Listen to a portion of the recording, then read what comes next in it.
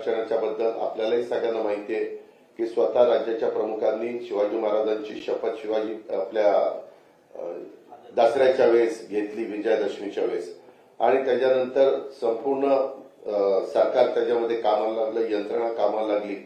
त्याबद्दल जास्त विस्तृतपणे मुख्यमंत्री महोदय बोलतीलच.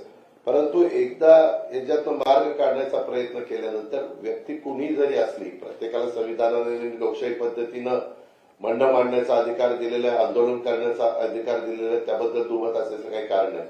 परंतु आपण काय बोलतोय, कशा पद्धतीने बोलतोय, काही काही जण तिथं विभागीय आयुक्त असतील, कलेक्टर असतील, एसपी असतील किंवा बाकीचे अधिकारी असतील, यांच्याशी वागत असताना, बोलत असताना त्यांना कशी प्रकारची शिवराळ भाषा वापरली जाते, हे नक्की कोण करतंय, एवढं कसं काय धाडस होतंय, याही खोलामध्ये थोडंसं जाण्याची नितांत गरज आहे. आणि एवढं स्वतः राज्याचे प्रमुख